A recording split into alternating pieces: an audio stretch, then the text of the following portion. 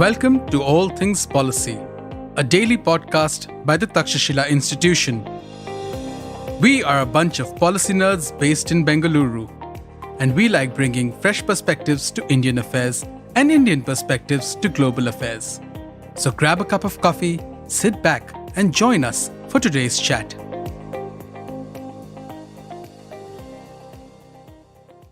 Hello everyone and welcome to this episode of All Things Policy.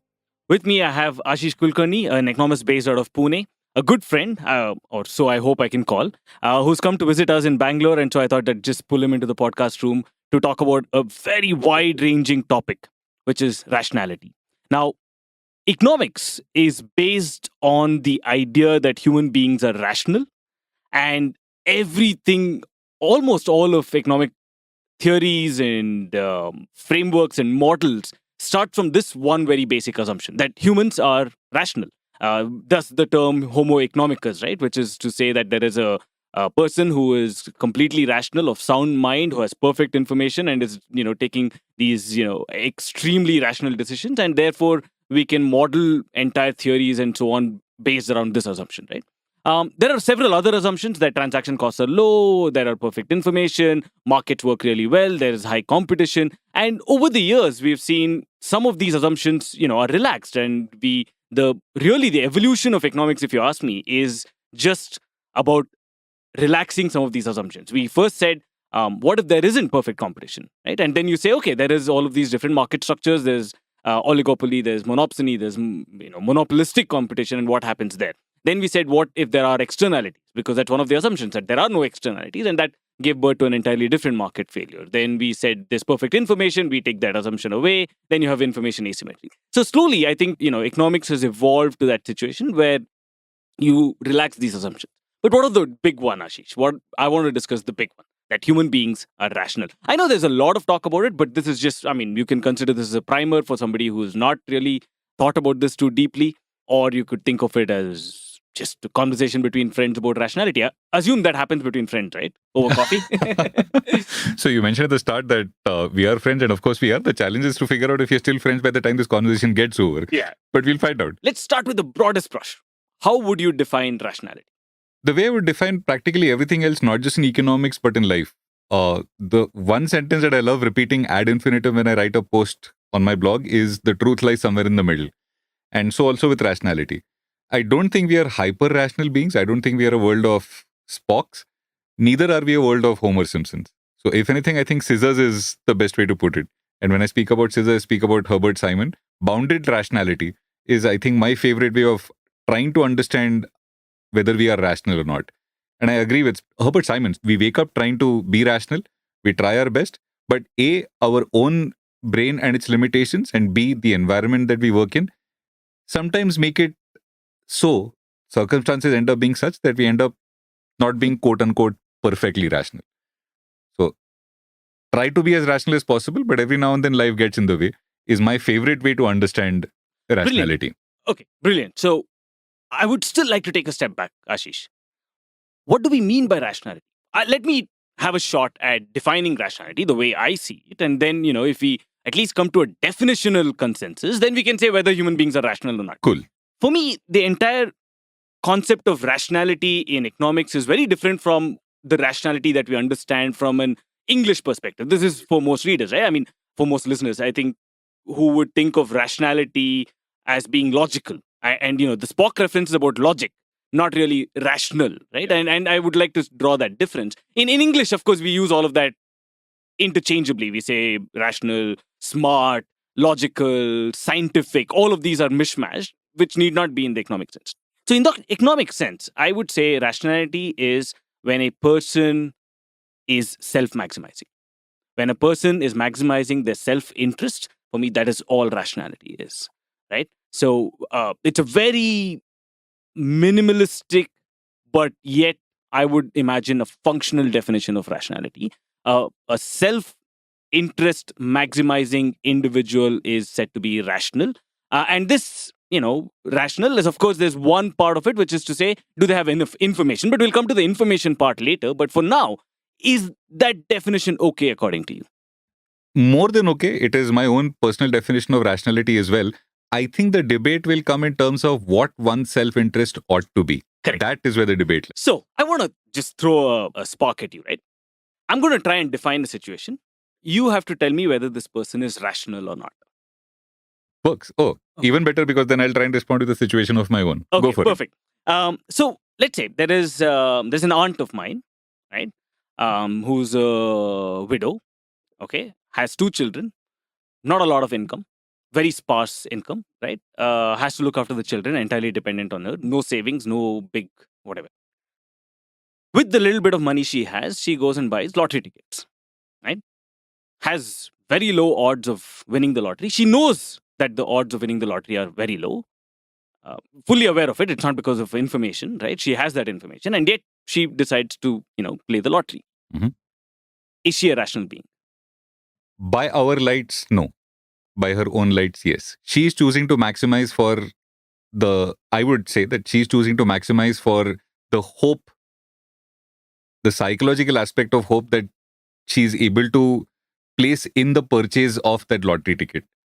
I would guess, and this is very much hypothesizing about a whole host of different things, but I would guess she herself knows in her heart of hearts that she winning the lottery is all but impossible. But there is that hope to cling on to. And the utility of the act of purchasing that ticket, the happiness that she gets, the hope that she gets by purchasing the ticket is what she's choosing to optimize for. Is she financially rational? No. But is it a decision she has given? Is it her revealed preference to purchase a ticket? Yes. Is the best that I can say. No, perfect. I think at least, strangely enough, you're in agreement there, because I want to, usually when I ask this question to, some of my students when we discuss rationality, it throws them off saying it's a completely irrational act, that she's clearly has all of these constraints and she's not maximizing for those constraints. But we begin with the idea that economic rationality is not a judgment on people's preferences. Yeah, absolutely. So rationality is always post facto, right? That is, a person decides to do something, you post facto analyze that it must be rational because they're doing it to maximize their self-interest. So in this, let's say my aunt's case, yes, she can be responsible. That is different from being rational. She can be responsible and then, use that little money to save or invest and then feed her children and do all of those things. But maybe the kick she gets out of the lottery is far higher than all of that. Maybe the utility of hope, as you put it, is far higher than the dreaded existence, right? Or the futility of the dreaded existence. Whoa, okay, that just got deep. Really, truly deep. But let me try and rescue it from those depths. So we spoke about the definition of rationality. I would like to take a step back and speak about the definition of economics itself. Right. Okay. And it's almost Pavlovian. When you ask anybody in Indian academia or perhaps academia the world over to speak about their definition of rationality, they will speak about Lionel Robbins and scarce means and blah, blah, blah. But my personal favorite definition of economics is, and this is the definition that appears at the start of Cowen and Tabarrok's textbook, economics is a study of how to get the most out of life. Yeah. Rationality lies in answering the question how to get the most out of. But what that most should be, economics does not and cannot have anything meaningful to say about it. So this lady is choosing to get hope as being the most out of life. Economics will tell you how to answer the question of how to get the most hope. Whether it should be hope that you're optimizing for is not economics business. Exactly, right? It's absolutely not the business of economics to say what is it that people should maximize for, what is it that people should try to optimize for, because it's all based on individual preferences and there is no one singular, universal, correct set of preferences to have. Each individual contains, What a horrific world that would be. That is the most depressing thought I can ever imagine, that everybody has the same set of preferences which match perfectly. Yeah, it's. That's the animal kingdom. To some extent, right? Absolutely. Which is food and survival and so on. Whereas human beings are much more complex beings who have a whole variety of preferences which they optimize for. So this is the idea of rationality. Now, I'm trying to think of situations where this will not hold, where we can say, okay, people are not really maximizing their self-interest. Can we think of bizarre situations? And I will always try and defend economics from the clutches of behavioral economists, who far too often with a far too broad a brush will just say that, everything is now not rational and it's all under the realm of behavioral economics, right? Yep. So how can we, I spoke about how I'll respond with an example of my own. You spoke about the hypothetical widowed aunt. I will give you the canonical example that behavioral economics these days often begins with, which of course speaks about a bowl of cashew nuts. And a great article for everybody to read is where Tim Harford interviewed Richard Thaler about the bowl of cashew nuts. For listeners who don't know about the story, Richard Thaler, when he was a young professor, had invited some of his colleagues over for a dinner. And when the colleagues landed up at his place, like a good host, he first laid out a couple of glasses of wine and a bowl of cashew nuts. And his colleague said, "We can't eat the cashew nuts because if we do, then we will not be able to enjoy dinner. So please take away the bowl of cashew nuts."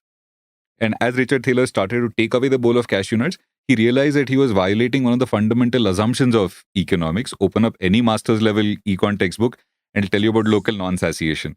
That you are never happy with what you have, you always want a little bit more. You ought to be able to optimize for dinner and you ought to have the mental fortitude to resist that bowl of cashew nuts. I happily confess to never being able to resist a bowl of cashew nuts. So I will also take away choice from myself in order to enjoy dinner later. Yeah. How is that quote unquote rational? So, yeah, perfect. I've thought about this cashew nut story for a bit.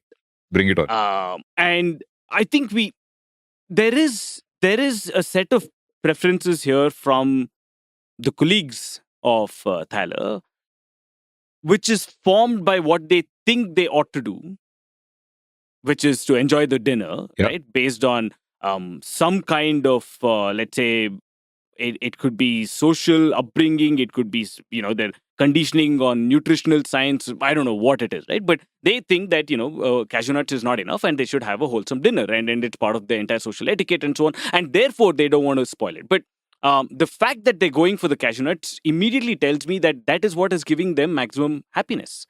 That is what is giving, you maximizing their utility, right? Even if it is at the cost of this thing, and sometimes even if it is at their own, despite their own, understanding of what cashew nuts do to them, etc. So I still don't think that is an entire violation of maximizing self-interest. It might come at the cost of the dinner, but maybe that's the trade-off they're making. It's a trade-off that their lack of willpower is making. So they know what is best for them. They have specifically mentioned that they want to have dinner. And not only are they willing to do this, they're willing to take the action that enables them to have that dinner. But that action is the violation. That action is saying, I will prefer a world of lesser choice. A behavioral economist will say they have, what they've done is effectively figured out a commitment device. Yeah. Taking away the bowl of cashew nuts is the commitment device. But you really should have the mental fortitude to say, hey, you know what? I know what I'm maximizing for, which is a healthy dinner. So I have the ability to not take that bowl of cashew nuts that is kept in front of me. And again, I know I can't. David Perel has a lovely story about this. He was walking with the economist Tyler Cowen, and while walking, they stopped near a ice cream shop, and Tyler Cowen asked for 1 spoon of chocolate ice cream. And the lady who was selling that ice cream said, there's no way I'm going to give you 1 spoon. And Tyler Cowen said, I'm happy to pay you for just that 1 spoon. Yeah. And the lady said, no, you have to buy at least a bowl. So he ended up purchasing the bowl and throwing away the rest of the chocolate, having only 1 spoon. At which point, David Perel, the writer, said, hey, you know what? I'll finish the rest of the ice cream. That kind of hyper-rationality I admire, but I know I will never be able to achieve it. If you give me a bowl of ice cream, I will finish it. Yeah. The ability to choose and the ability to know that you can't choose, take away that choice. Is that rational or not? But I would say that's where behavioral economics comes into existence and has a meaningful role to play in most people's lives. Yeah. No, I of course, I understand the utility of behavioral economics in explaining some of this phenomena, right? And I think the application of this is across spectrums. And for me, you can think of this in the easiest to understand, which is, let's say, purely addictive substances, which is cigarettes, alcohol, cashew nuts to some extent. And therefore, I also want to bring in that kind of biological angle to it. But then, as we go further and further, you can say, how does it apply when it comes to social media? Why is it that you have almost commitment devices on your phone, which locks you out of social media or you can have timers and so on, which deliberately kind of removes your choice. And yet you understand that as increasing your utility, right? And whereas traditional economics would always say that the higher the choice, the better the utility, the greater the utility. Whereas we have deliberate, I mean, it's almost a selling point that phones now come with these features which will limit your social media time, or at least which will constantly inform you that you're overusing something that you like, and so on and so forth. So I think there is a spectrum of things that we are seeing. Now, my question to you is, how much of this is explainable through biological kind of means? So one of the kind of understandings of this rationality from an economics perspective is that the person is of a sound mind. And what is the idea of a sound mind even? Where does it start? Where does it end? We could say that there is I don't know, can we say that the limbic system is functioning properly, that the reward cycle is kind of functioning properly, that it's not completely out of whack, which it is in the case for, cigarette and alcohol? Why is it that, for example, most economists, even our free market economists, would still in some way advocate for a ban on hardcore drugs? Or do they? I don't even know. I mean, at least, let's say, sensible economists, would you be okay with opening up the market for cocaine? Oh boy, this is a fascinating question. As an economist, and I can't believe I'm saying this, I would say yes, I would be okay opening up the market for cocaine. Oh, is it? Yep. Though I would be the first one to always say that nothing in this world should be banned. I would say cocaine should be banned, even though, I know there are problems at state capacity and everything of that sort, and there might be underground markets, but I still think the trade-off there is better than having a free and open market in cocaine. And the reason I come back to is the sound mind aspect. We, even the free market economists would believe that, people who have a rational mind will optimize for self-interest. But that is predicated on the idea of a sound mind, that they're able to take decisions well. But under the influence of cocaine, and to much lesser extent, let's say cigarette and alcohol, you can question the idea of that sound mind. Are you just a slave to your biological senses? I mean, systems, right? And you no longer are able to make rational decisions in that sense, which is self-maximizing. So, that throws up an interesting question. And then how much of that can you then apply to the cashew nuts? That's where I'm coming from. So I'll just throw it open. I've shot a lot of darts. I can't help but think about the fact that I am the one who's arguing for the libertarian aspect, and you are the one who's... Normally it's the other way around, but okay, let's see where this goes. Yeah. So specifically with regards to opening up markets for cocaine, very much the libertarian in me is at the fore, and primarily for the reason that you spoke about. The ability to ban cocaine markets in practice is almost nil, and which is where I come from when I say that there is no point to banning it.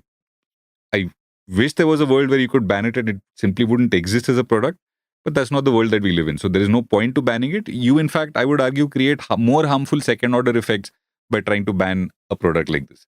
But that's a whole separate discussion. Yeah, we can think of harm reduction. There's a whole bunch of things. Even, I mean, I start off with that extreme position, but of course, I would come somewhere below and say, you should try, you can have some sort of, policy actions against availability of drugs and all of that bit. And then, of course, use every tool or resource that you have for harm reduction. So whether it is rehab centers, whole bunch of those things, right? Even, for example, with heroin, providing safe needles is a better thing than just banning it. Yeah. I come with that. But let's say, for argument's sake, the fact that you're not in control of your decision-making abilities would force some kind of, let's say, extreme government action. If not a ban, some form of extreme government action, which makes the availability of that, so therefore, a deliberate reduction of choice will be, justified.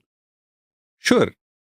So two different ways to think about it. Weirdly, again, in a sense, I would argue you're making my argument, number one. Yeah. And number two, it is my turn to make your argument. That is a bit of a slippery slope. So who decides what is harmful, and leaving that decision making in the hands of an external agency, in this case, the government, I would argue is a slippery slope that I simply don't want to start off on in the first place. So there, it is very much the libertarian tendency that ought to win out, and in my opinion, should win out. Because it is an acknowledgement of the fact that what you spoke about, we live in a world where it is impossible for our mind to have that wherewithal, to have that discipline to say, you know what, not going to do it.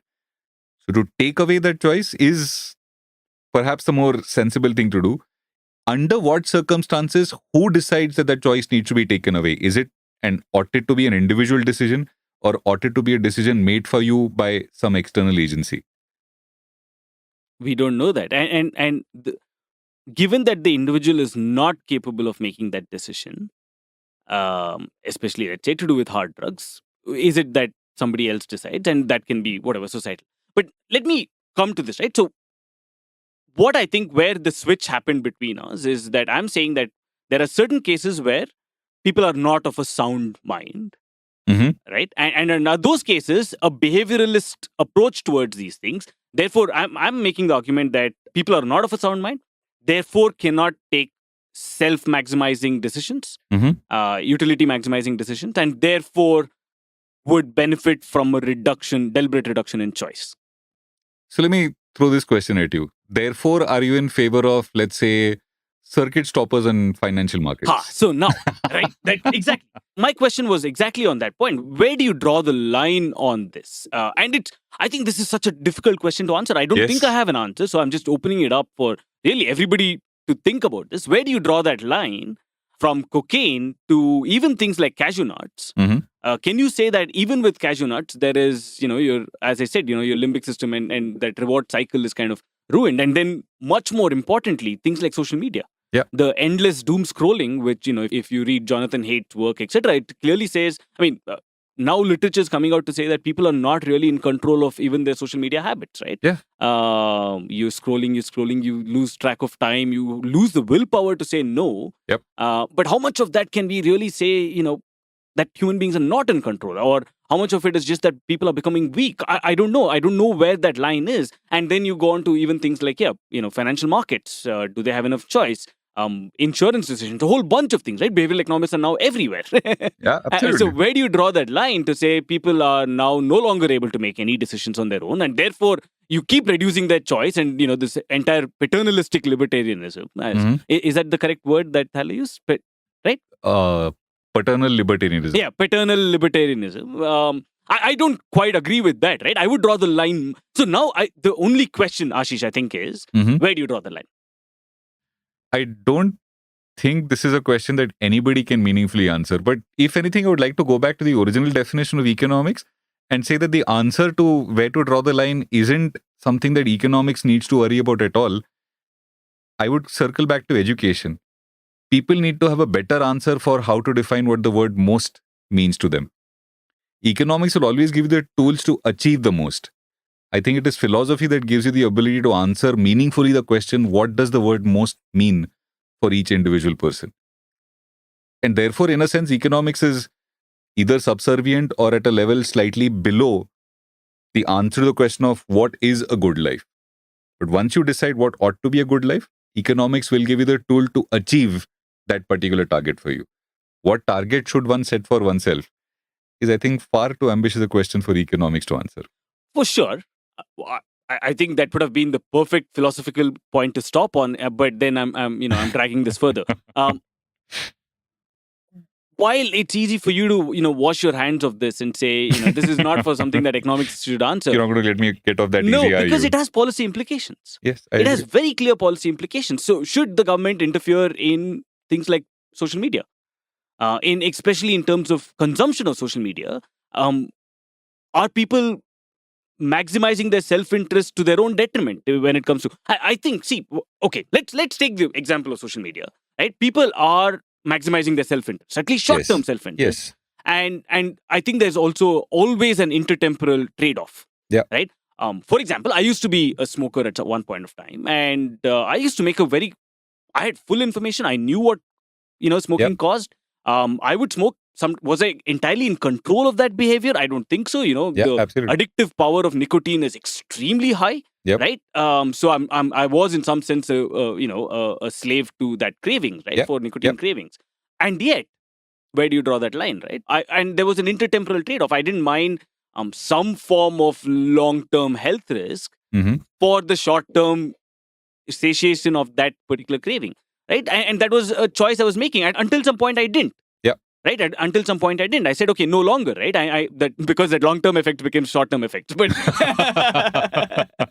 but at that point, I said, okay, I'm going to make that choice. And I did win over. Now, does everybody have that willpower, etc.? Maybe not. But, at least I'm throwing open that idea that some people make these deliberate intertemporal trade-offs, right? And when you're doom scrolling on social media, you don't want to think about all the problems of the world. You want to watch stupid reels. Maybe that's a conscious decision that they're taking. Is that not rational, self-maximizing choice? So in this case, I would argue, and there is very much Zeno's paradox at play with my answer, but I would say it very much ought to be a function of how old are you and at what stage do we say you are responsible enough for your decisions. Right. So you spoke about Haid's work, and I think the magic number that they have decided is 13. 13. Based on a whole variety of research. One can quibble with what that number ought to be. Is 13 right? Is 15 right? Is 18 right? And so on and so forth. But whatever number you want to settle upon as a society, and there will always be a confidence interval there rather than a point estimate, but whatever number you fix upon is the number after which you say, all right, it's your life to lead. And if you think doom scrolling 18 hours a day is the best way for you to live your life, then so be it. I don't agree with that decision. I wish you the very best. But if that is what you want to do, more power to you. Right. So at least in situations such as this, should we just leave some of these things to individual preferences? So maybe not at 13, but 18 and above, whether it is smoking, drinking, social media, doom scrolling, any of these set of, and most importantly, eating cashews. I would say come over to the dark side and live in a world where we leave individuals with the ability to make their choices, but feel free to live gentle nudges here and there so that we can at least point them towards the right direction. Okay, I suppose that's a compromise. I think we've solved this problem of what rationality is. And there we go. Yeah, there we go. Ashish, just get two economists in a room, right? All right, fantastic. Any final thoughts or comments? The truth lies somewhere in the middle. I think that is what, surprisingly, you and I have ended up agreeing upon. In a way, this has turned out to be a frustrating conversation because there was much more agreement than there was argument. But in another way, I'm very glad that it has happened because it seems to be that we have more or less the same take or the same consensus on the issue. We just approach it from very different ends. Fantastic. All right. Thank you so much for having in. Everybody, thanks for listening in. And if you like this episode, let us know, how would you kind of define rationality? How would you think about some of these things? Is my aunt rational? And how many cashews would you eat? Right. So let us know all of these things. Make them salted cashews. Cheers. Bye-bye for now. All right. If you liked our show, dive into Takshashila's research on technology, strategy, and economic affairs. Check us out at our Twitter handle @Takshashila INST or our website takshashila.org.in.